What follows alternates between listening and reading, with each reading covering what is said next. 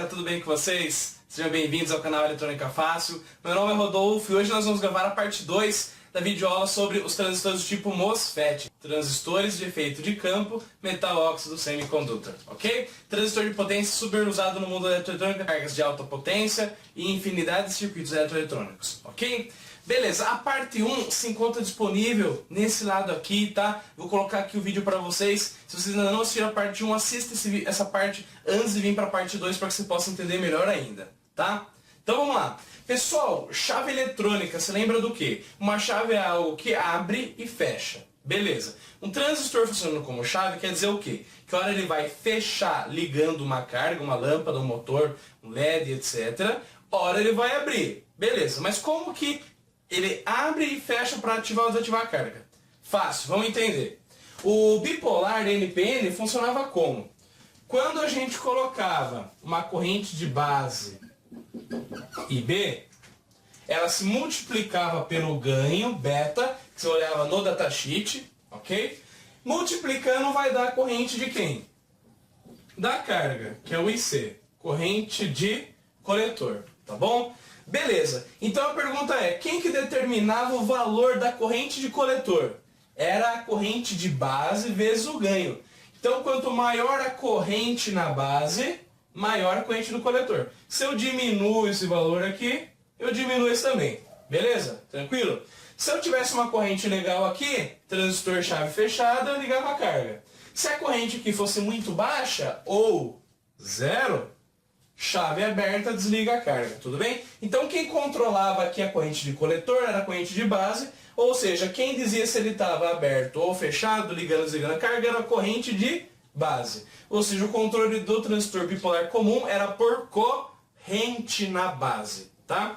A grande diferença do sistema do bipolar comum para o MOSFET, quer dizer que o MOSFET, pessoal, ele não depende de corrente na base, que na verdade determina o gate dele. Por que, Rodolfo? Vamos explicar. Como o gate, que é o terminal que habilita ou desabilita o MOSFET para ele ligar a carga, ele é isolado na parte construtiva dos outros dois, a resistência entre o gate e o source, né, que nesse caso está ligado no negativo porque é canal N, N de negativo, source é negativo. A resistência de uma coisa que não está conectada a outra, entre dois cabos que estão separados, é infinita. E esse infinito a gente chama o quê? De mega ohms. Se a resistência entre esses dois terminais aqui é mega ohms, se eu colocar uma tensão aqui de 10 volts, por exemplo, I é igual a V sobre R. Quanto que vai dar 10 volts aqui dividido por milhões de ohms? Vai dar uma corrente bem próximo de zero. Opa, quer dizer que os sistemas que controlam o gate agora do MOSFET não vão precisar de uma corrente alta para poder habilitar e desabilitar ele. Uma grande vantagem em relação ao bipolar. Porque no bipolar chegava uma hora o quê? Que eu tinha que colocar uma corrente de base muito alta para amplificar e controlar uma carga de alta potência. Agora aqui não. Eu não preciso mais de altas correntes, que é o maior ponto para os circuitos de controle. Porta lógica, microcontrolador Arduino não consegue fornecer alta corrente. Então beleza. Então eu posso pegar e ligar uma tensão direto aqui, sem precisar colocar um resistor de base. Por quê? Vamos dizer que eu coloco um resistor aqui de 1K. O resistor de 1K aqui, pessoal. 1K mais mega ohms dá quanto? Mega ohms não faz diferença nenhuma. Então o que acontece?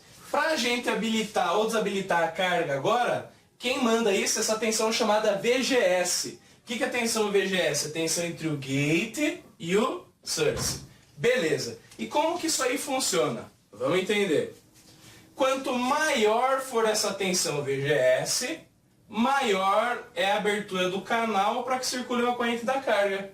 Então aqui, quanto maior a corrente de base, maior a da carga. Aqui não, aqui quanto maior a tensão VGS, maior é o canal N, nesse caso, como é um set canal N, mais corrente eu libero para circular pela carga. Tá, pessoal, vamos analisar agora a curva de transcondutância do MOSFET, que é a curva característica dele, analisando a tensão VGS, que é a tensão que controla a corrente da carga, e a corrente de dreno, que é a corrente que vai suportar a circulação da carga. Ok? Então vamos lá, ó que interessante, esse fator é muito importante, pessoal. Ó. O MOSFET ele tem um fator chamado VGS-TH. O que significa isso? É o VGS limiar dele. Tá, Rodolfo, mas para que isso serve? Serve para isso aqui, pessoal. Ó. O VGS linear é uma tensão que é a tensão mínima entre gate e source para que o MOSFET comece a conduzir a corrente de dreno, que é a corrente de quem? Da carga. Para o IRF 640, o VGS-TH dele é 4 volts. E significa o quê? Que se eu aplicar uma tensão de 1 volt aqui, vai liberar a passagem de corrente da carga? Não. Por quê? Porque a 1 é menor do que o VGS linear. Então olha lá, ó, 1 volt menor do que 4, que é o TH. Então corrente da carga é quanto? 0, motor desligado. Tá? Aumentei para 2. O que acontece? Nada. 3, 4. Opa, 4.1. A partir de agora, pessoal, quando a tensão VGS é maior do que o limiar, vai começar a ter uma corrente do dreno maior do que 0. O gráfico da corrente do dreno em relação ao VGS não é uma reta, é uma curva exponencial. Tá? Então, o MOSFET ele tem a equação dele próprio, tá? Que depois na próxima aula eu vou passar para vocês a parte matemática, ok? Mas o que é importante você saber? Que para eu começar a ter uma corrente de dreno, o que eu preciso fazer? Aumentar o VGS além do VGS limiar. Tá ok? Tranquilo? VGS menor do que o limiar. Região de corte, transistor está cortado, chave aberta, ok? A carga está desligada, a corrente do dreno é 0. E a tensão entre o dreno e o source é o da fonte VCC, que é a tensão da carga. Ou seja, vamos dizer que eu coloco um VGS de 2 volts. O que vai acontecer? 2 volts é menor do que 4, que é o limiar. Então, se a VCC for 12, a tensão entre o dreno e o source também vai ser 12, porque a corrente da carga é 0. Tá bom? Aí, VGS maior que o limiar, corrente do dreno maior que 0, vai acompanhar a curva característica, ok? A tensão entre o dreno e o source vai ser o quê? A resistência entre o dreno e o source, que você olha no datasheet, tipicamente para esse cara aqui, ó, é uma resistência bem baixa, que eu estou mostrando aqui para você, o RDS, ok? Vezes a corrente da carga, tá bom? E a tensão que vai ficar aqui, o que é? É a da fonte menos a perda no VDS, tá bom? Quando a tensão VGS é maior que o limiar, ele vai estar ou na região ômica ou na região de saturação. Numa aula mais específica eu vou explicar qual que é a diferença da região ômica para saturação. Mas já vou adiantar que a região de saturação é quando o MOSFET ele vai conduzir ou vai liberar com que conduza a maior corrente possível dele.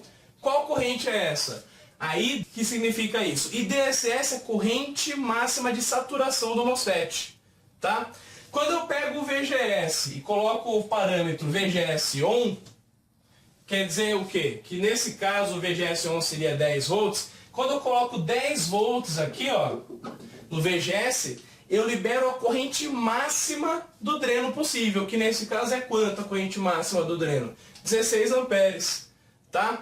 Então, olha que legal. Se eu for trabalhar o MOSFET como chave, qual que é uma sacada interessante? Eu sei que se eu colocar o VGS on, que nesse caso é 10 volts, eu vou liberar 16 amperes, que é a corrente máxima dele. Então, se eu colocar uma carga que consuma 1 ampere, posso trabalhar com o VGS 10 volts, que é o VGS on? Pode, por quê? Porque você libera até 16 amperes, mas vai passar quanto só? 1, que é a corrente da carga. Tranquilo. Controlei a corrente necessária para mim.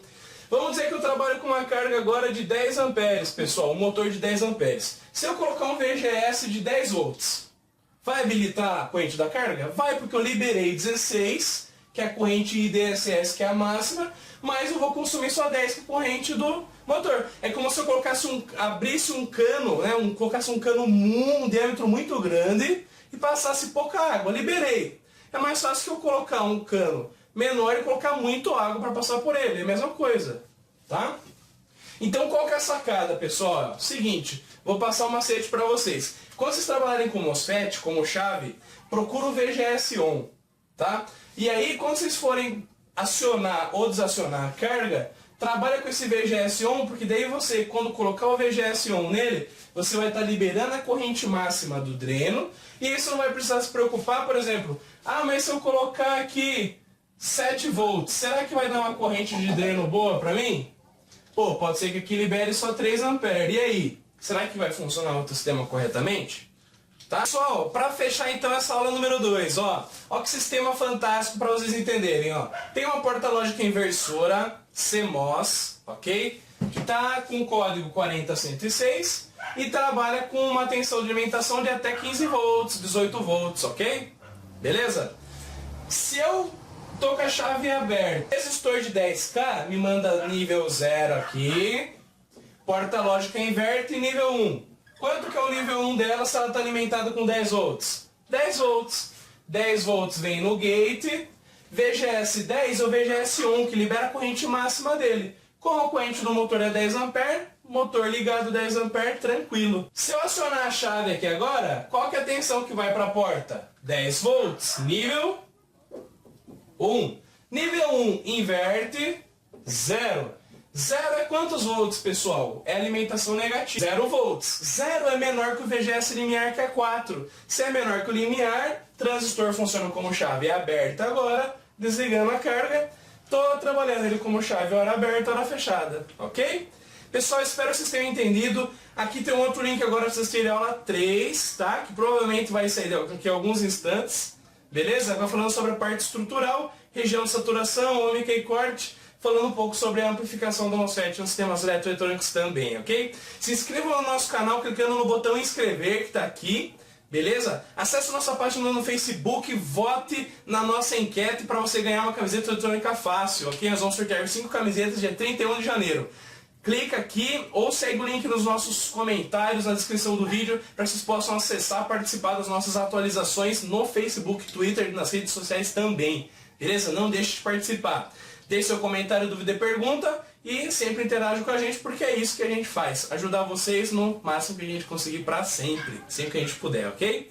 Forte abraço, Eletrônica Fácil, fiquem com Deus e até a próxima. Valeu!